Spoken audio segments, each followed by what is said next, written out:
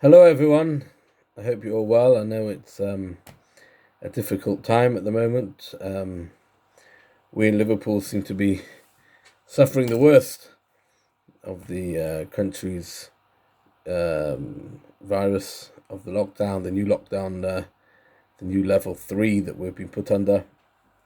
And I hope you're all managing. I just want to remind you all that we do have a communal volunteers network that we are, that's available for you to use.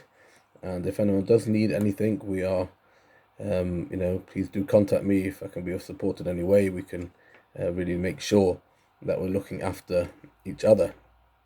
I've been in demand this week, called up by the Jewish Chronicle and the BBC.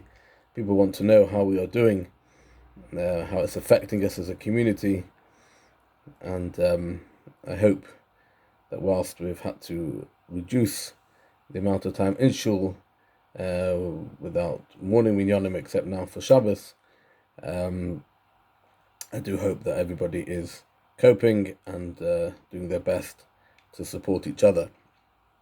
Just want to share with you a short thought about this week's Sedra, Bereishis.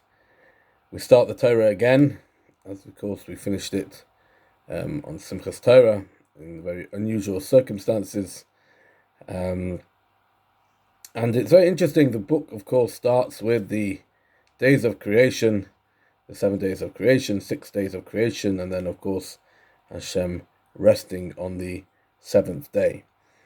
And there's a point I heard by the commentators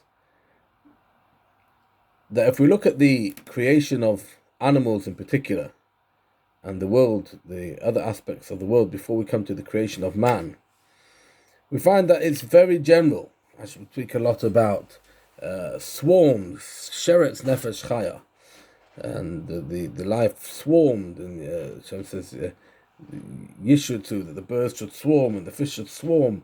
They're just a big mass of creation. When we come, however, on day number 6 to the creation of man, then we come to a new type of language. Then Hashem is creating B'Tsalmai, in His image. As we say, B'Tselem Elikim Bara. He creates man in the image of God. As we say, man is a slice of the divine. In other words, even though we are very much like the animals, we need to feed, we need to sleep, we need material needs, we need to procreate to survive as a species. We have very much animal elements of our creation, but within us there is a neshama, there's a slice of the divine, there's the Tselem Elikim, the image of God. And it occurred to me that that's a very appropriate message, as we have to remember how we're fighting this virus, because for many people it's not dangerous, and that's the point that's made across many elements of the press, and you'd have seen young people dancing in the streets. They're not concerned, they're not overly worried about catching it, because in all likelihood they're not likely to be severely ill. However, when we appreciate that every person is created with Tselem Elikim, everyone's an image of God, then no one's disposable, because they're a slice of the divine. It's a human being. It's, as the rabbis say, each human being is the whole world. And therefore, we can't just take this animalistic first days of creation approach of it being a sheretz, it's just swarms, it's just mass of humanity, 7.5 whatever it is billion people on the planet, then some of them are going to have to go.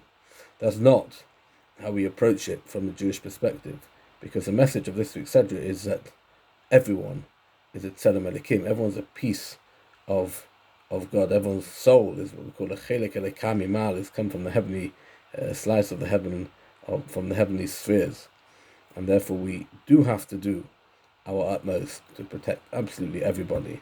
And I'm not saying that necessarily means we have easy decisions to make, because yes, in protecting one element we might be risking another, but the idea, God forbid, to say that certain people are dispensable is an anathema to Judaism, and something we really have to appreciate that is something we cannot say. I wish you all a good Shabbos, and hopefully we'll see you soon.